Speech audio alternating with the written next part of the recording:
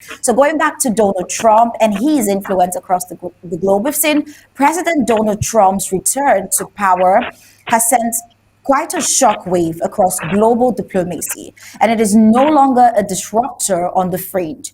Trump now sits squarely at the center of the new world order, and he is unafraid to act unilaterally. His authorization of joint Israeli-US strikes on Iranian nuclear sites was done without prior congressional approval. Attempts at impeachment were swiftly quashed in a rare show of bipartisan agreement, an unsettling signal that raw power now supersedes legislative oversight in America's military calculus. Now, at the NATO summit in The Hague, Trump reaffirmed the United States' commitment to Article 5. Now, while subtly redefining it, his emphasis on practical defense and accountability over blank checks has fractured traditional alliances. European leaders squirmed behind smiles, Eastern European states whispered approval, and Canada refused a dose. They received, rather, a dose of Trumpian sarcasm when Prime Minister Carney quipped about America's fading appetite for annexation, when he describes Canada as the 51st, the next nation to make his part of the United States. But then Trump's response was classic. He said, we want strong allies, not dependent. Now, across the Atlantic, Trump's state visit to the United Kingdom is being planned with surgical precision. Though a meeting with King Charles may be off the summer calendar, we see trade and defense talks with Prime Minister Sunak signaling the revival of the special relationship, this time with an edge sharper than ceremony. Meanwhile, the FBI has added Venezuelan cartel boss El Viego to its most wanted list in a symbolic gesture of Trump's renewed hardline stance on hemispheric threats. The message is unmistakable that America will act before threats cross its borders and won't seek permission to do so. We see that the global chessboard is now set. Alliances are realigning. Hostilities are hardening. Proxy conflicts are blurring into direct confrontations. And for the first time since World War II, there is an unmistakable scent of something darker on the horizon. The Israel-Iran conflict was not just a regional flare-up. It was a test balloon for how far world powers can go without igniting a global inferno. The fact that the United States and Israel coordinated surgical strikes against nuclear sites without triggering international retaliation may embolden future operations. But then each successful strikes comes with a price, the erosion of diplomatic restraint. China watches with interest as Taiwan tightens defenses. Russia continues its war in Ukraine undeterred. NATO is bigger, but more divided. Cyber warfare, economic sanctions, energy control, and weaponized information now form the new pillars of confrontation. World War III, if it comes, will not be declared. It will unfold like a sunrise, gradual, undeniable, and too late to stop once it has begun. Now, this is what critics are envisaging. Even more terrifying is the psychological aspect, the digitalization of fear. Iran's population now receives eerie AI-generated voicemails hinting at their possible annihilation. The use of psychological warfare to precondition populations is no longer fiction. It is policy. If the battlefield expands to include perception itself, then what remains of the truth? So Barrister Fru, let's get back to you when we talk of Trump's influence when it comes to the war and how he is going on about with his transactional diplomacy. We've seen his footprints in the war between Israel and Iran, siding obviously with his ally. And when you say transactional relations, we'd like you to delve deeper into this, looking at this rundown of what the war and the global space has been like this week. Barrister Fru, would like you to continue from where you stopped. Transactional diplomacy is what the Trump administration has developed to carry out its diplomacy around the world. And he has the coming to power of Trump has shifted the power mechanics in the world.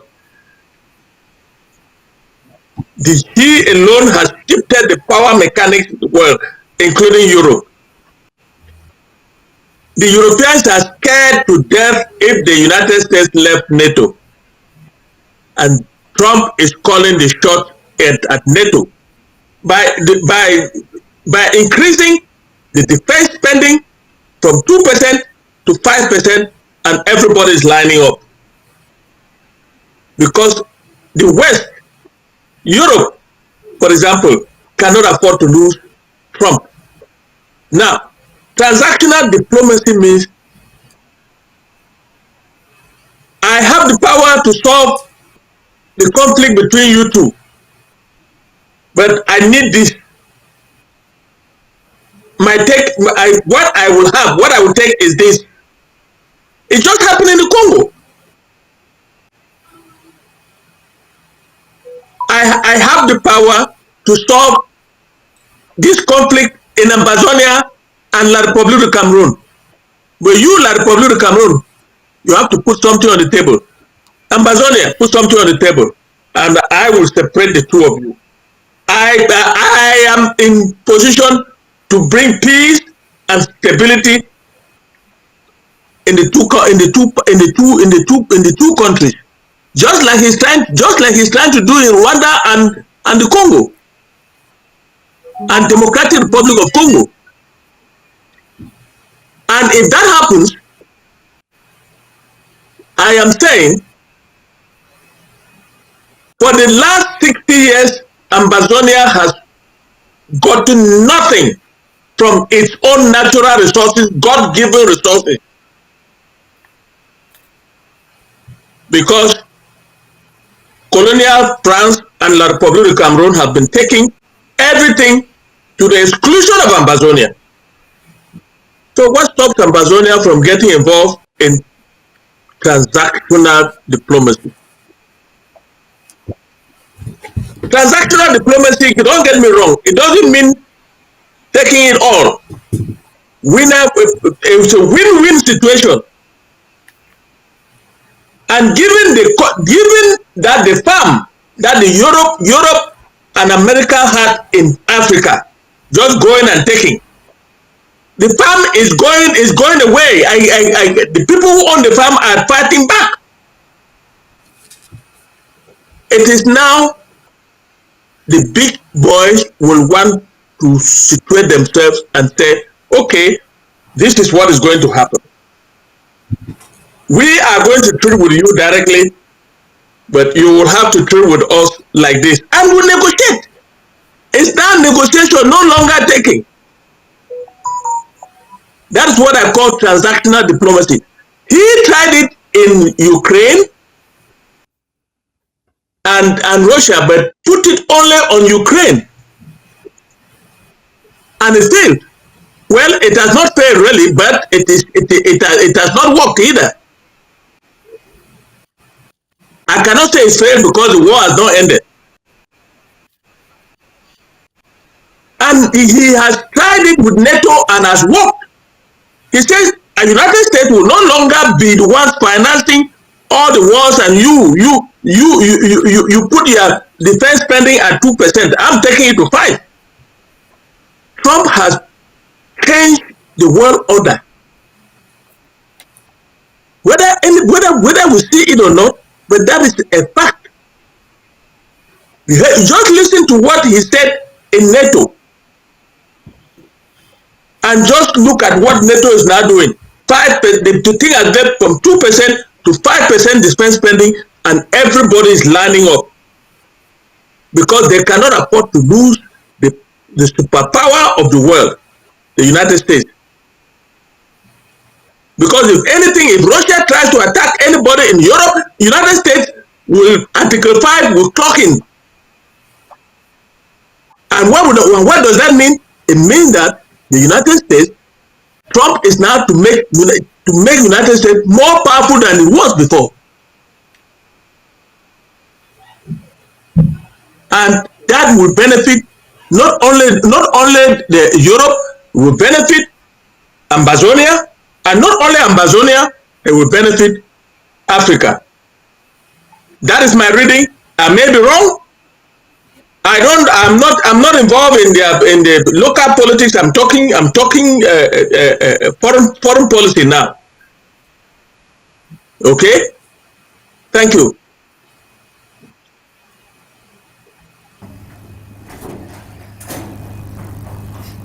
Thank you so much, Barrister Fru. I want to believe you can hear me. Yes, I can hear you.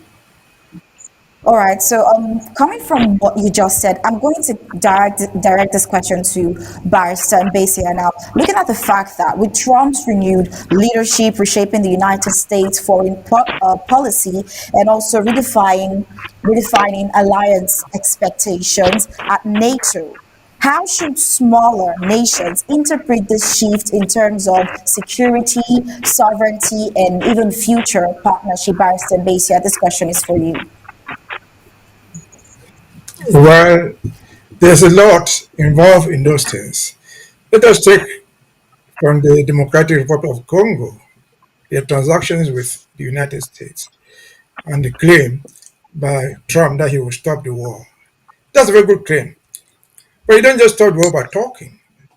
The question is the M19 or M whatever thing that is fighting there in Eastern Congo. They've been fighting for years, for decades. They don't fight with an empty hands. Where have they been getting the arms to go fight all these wars for so many years? And so you find that what we call the European US Africa Transaction Alliance came into issue. The Democratic Republic of Congo is very, very rich in minerals, by far better than Amazonia. And so Trump does not even hide the idea that he's doing these transactions. He did a transaction with the Democratic Republic of Congo and announced it there. That he went to Ukraine and said, of course, he invited the president of Ukraine in and said, I'm just saying, I will mine the minerals from there. Then I would defend them. That is public. He didn't hide that.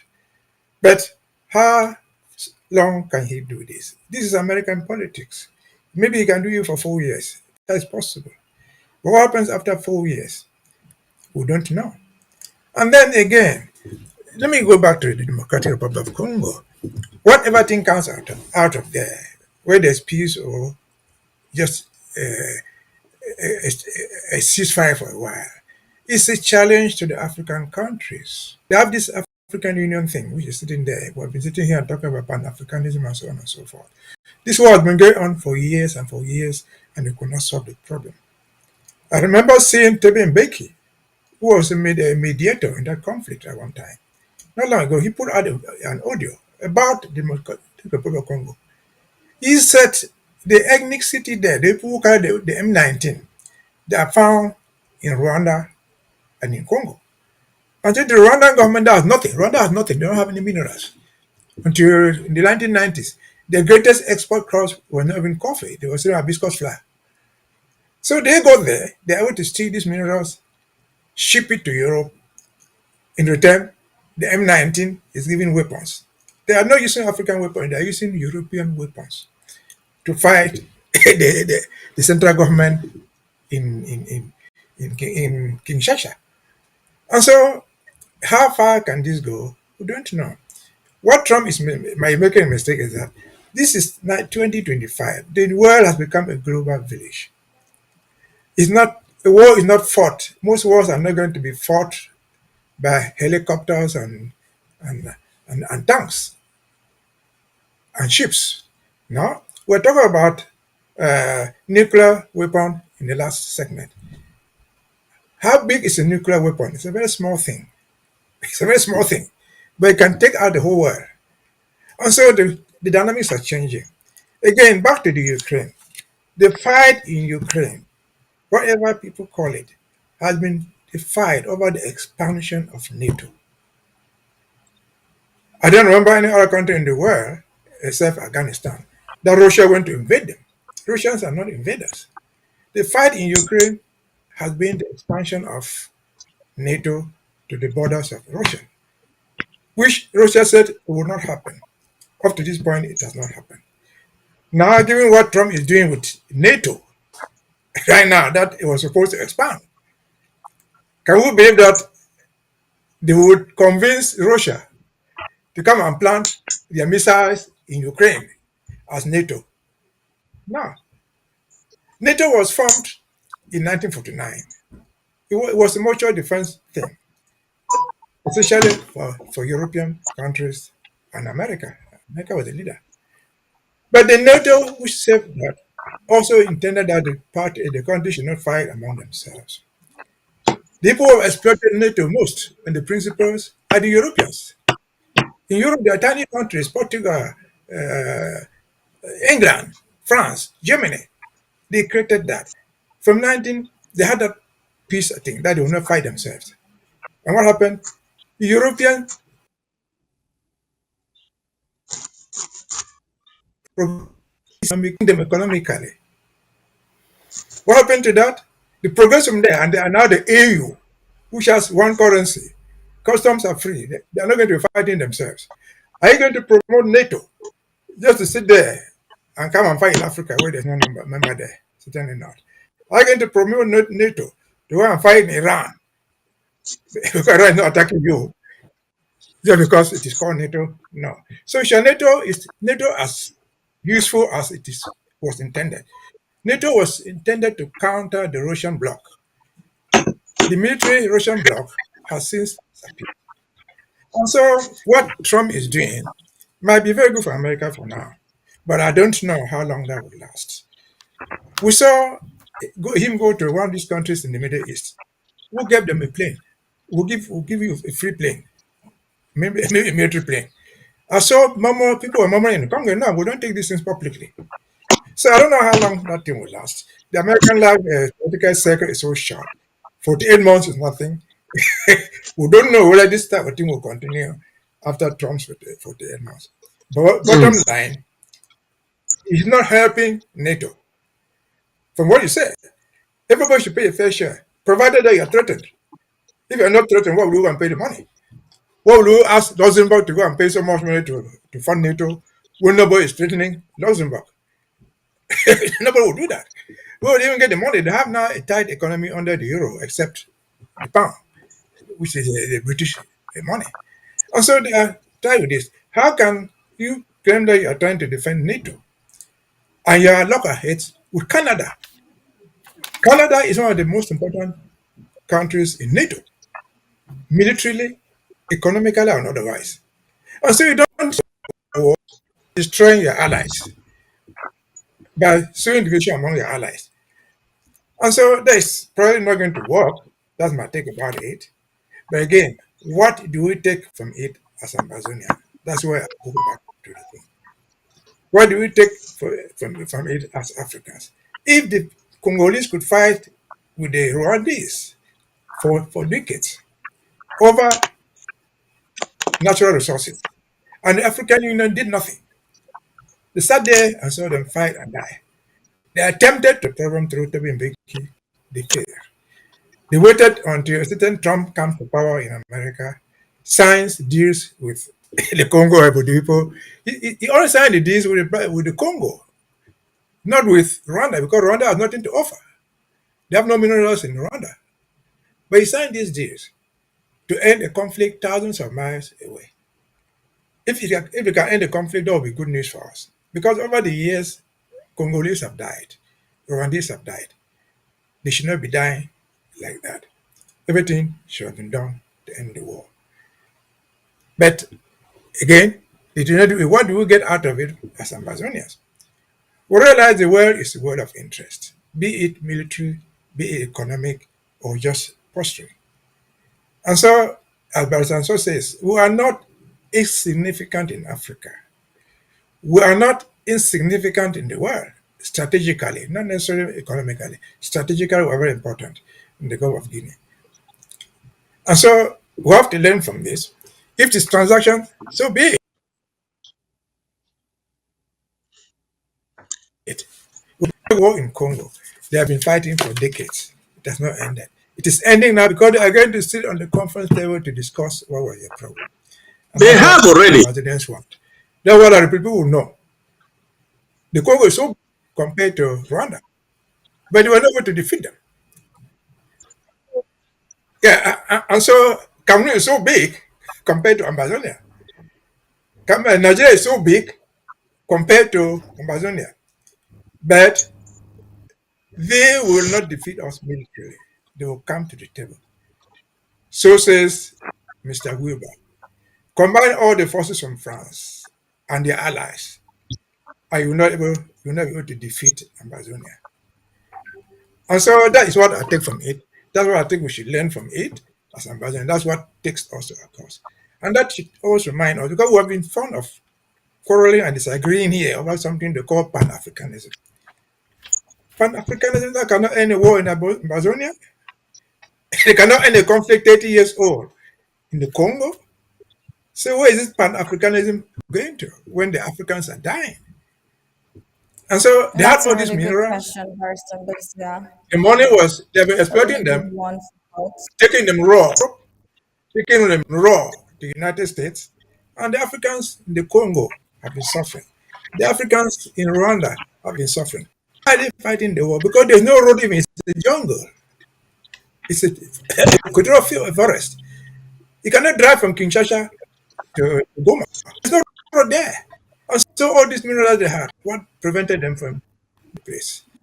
What prevented them from making a golden country out of it? Poor governance, graft, which we are Amazonians are fighting against. And so that's what I take from it. That's what I think Amazonians should learn from it. Whether they have their NATO or not, that is not our problem. We're not going to be members of NATO. If they want to strip us of belonging to NATO, I've not seen any African country to be member. Neither is there anyone that's ever wished to be in the military, in the Russian military wing. But again, the world has become so small that just throwing bombs, using tanks, will not prevent somebody from getting a nuclear weapon. They will get it. They want to get it.